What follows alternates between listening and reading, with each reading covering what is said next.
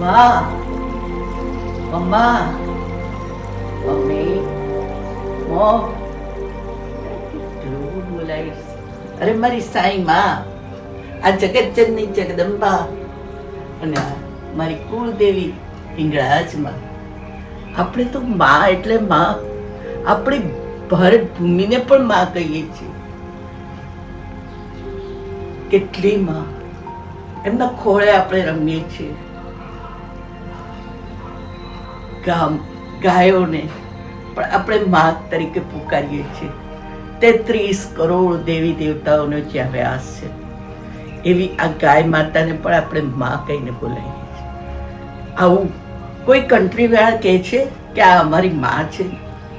આપણે હિન્દુસ્તાનમાં જ, આપણા ભારતમાં જ ભારતની માતા કહેવાય છે. અને એ માં બનવું એ પણ કેટલી સૌભાગ્યની વસ્તુ છે.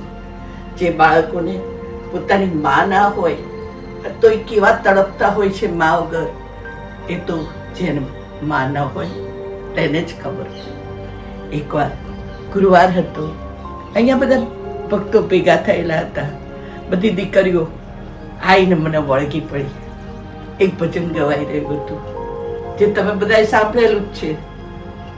माँ मुझे अपने आंचल में छुपा ले, गले से लगा ले कि और मेरा कोई नहीं, फिर न सताऊंगा कभी पास बुला ले, गले से लगा ले कि और मेरा कोई नहीं. અને બધી દીકરીઓ આવીને મને વળગી પડી.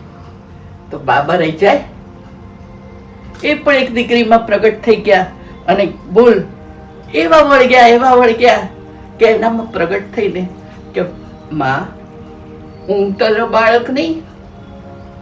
બાબા તમે ખરા ને મારા બાળક, આજથી તું મારી માં છે. હો, મેં કીધું સારું બાબા. અને માં બનવું કે માનો પ્રેમ મેળવવો, આ દુનિયામાં અવતાર લેવા માટે, આ દુનિયા જોવા માટે એ જન્મ આપનાર હોય તો એ માં છે. એ ભગવાન જેવા ભગવાનોને પણ એ માની જરૂર પડી હતી. માની કૂખ વગર કોઈ આ દુનિયા બતાવી શકતો નથી. બડી દયાલુ દ્વારિકા માઈ કહે ગયે બાબા સાઈ, कह गए हैं ये बाबा साईं. બાબા જ્યાં 60 વર્ષ સુધી કામ કર્યું, ધૂણી દખાવીને બેઠા ભક્તોના દુઃખ દૂર કર્યા, એ મસ્જિદ માઈને બાબા દ્વારિકા માઈ કહેતા. અને એ દ્વારિકા માઈના પગથિયા એવા જ ભક્તો ચડી શકે છે કે જેના ભાગ્ય ઉગડી ગયા છે. જે લોકો એકવાર પણ આ મસ્જિદ માઈનો, દ્વારિકા માઈનો આશરો લેશે, શરણાગતિ સ્વીકારશે, તેમને જિંદગી ભર, અરે અનંતકાળ સુધી પણ કશું જ સહન કરવાનું રહેતું નથી. આ માત્ર મસ્જિદ માઈ જ નથી, આ તો દ્વારિકા માઈ છે. એના પગથિયા ચડનારના બધા જ દુઃખોનો અંત આવી જશે. એના ખોળે બેસનારની ચિંતા અને ભય દૂર થશે. આ દ્વારિકા માઈ ખૂબ દયાળુ છે. ભોળા ભક્તોની એ માં છે.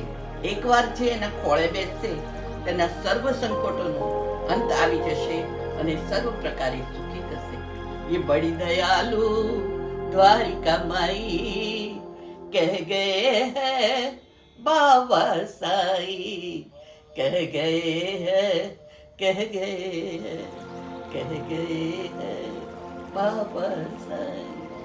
जय साईनाथ.